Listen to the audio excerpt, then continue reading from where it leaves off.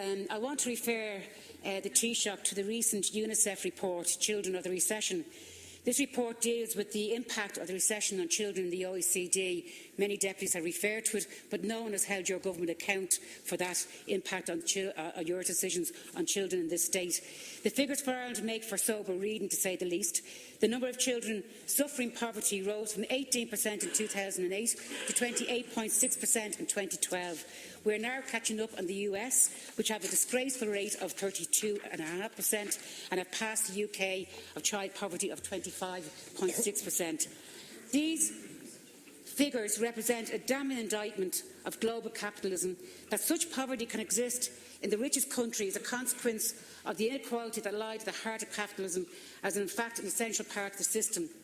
In relation to Ireland, this inequality, because remember, before the crash we had 18% of our children living in poverty, but this inequality has been increased dramatically by the austerity enforced on ordinary families by this government and the previous Fianna Fáil administration. Children are going to school hungry. Children are arriving at creches with donuts or chocolate bars because that's what's on offer in the local shops. 729 children, Taoiseach, in 400 families in Dublin alone have lost the roof over their heads. Families are forced to live in hotel rooms with nowhere to cook and nowhere to play. I'd also like to refer you, Taoiseach, to the young mother from Cork who wrote to a national newspaper to say, "What is the point of working to pay bills or taxes when you feel the real losers are your children?" This is a working family. She said in her letter, "Our 2 children are being raised in childcare centres like caged hens while we work. They are out of their home longer than the average industrial worker."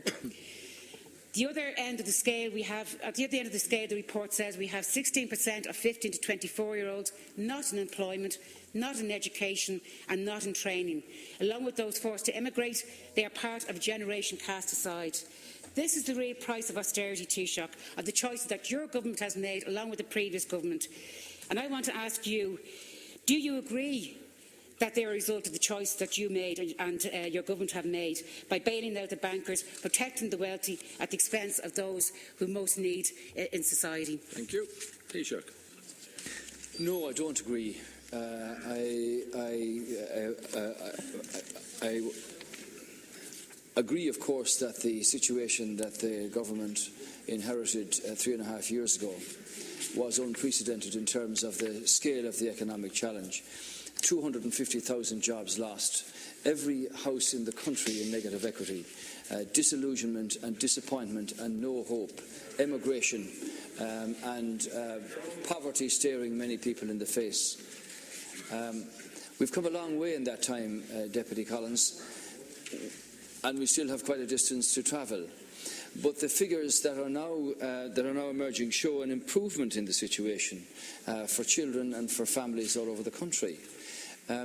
Clearly, with interest rates having fallen to less than 2% for the country, with having 75,000 new jobs being created, with the highest rise in consumer confidence in 7 years, with the first budget in 7 years where there were no tax increases and no reductions in services, speaks for itself.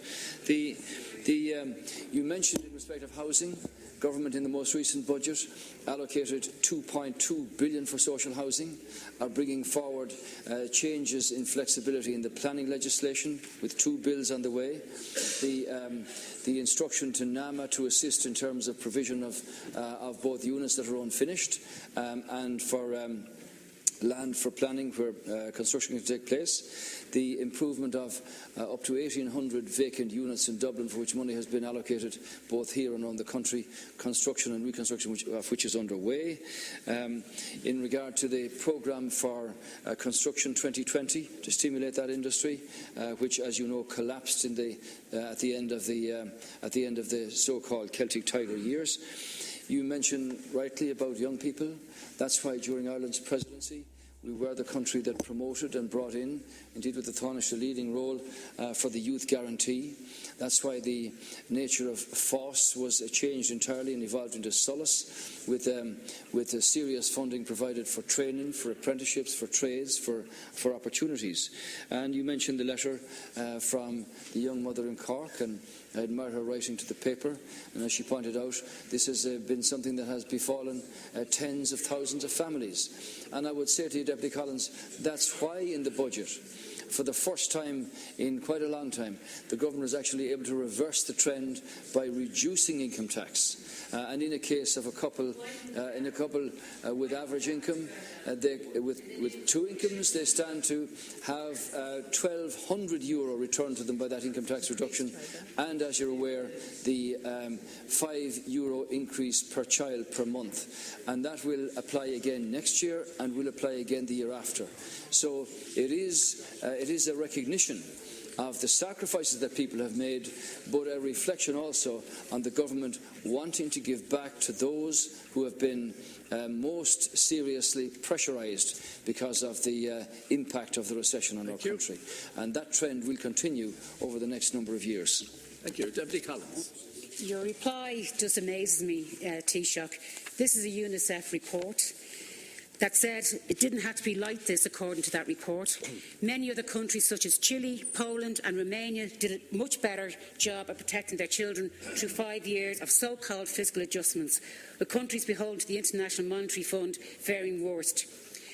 The CEO, Bernardo, has said, sadly we know, the number of children living in poverty in Ireland grew horrifically during the recession. What we've learned from this report is that it was not inevitable. And you're trying to stand over there now and say that it wasn't inevitable. It has been inevitable. Out of 41 countries, 18 managed to reduce child poverty despite the economic downturn. The increase here is the 5th worst in the list, topped by Iceland and Greece. This is a damning indictment of your government and the previous government.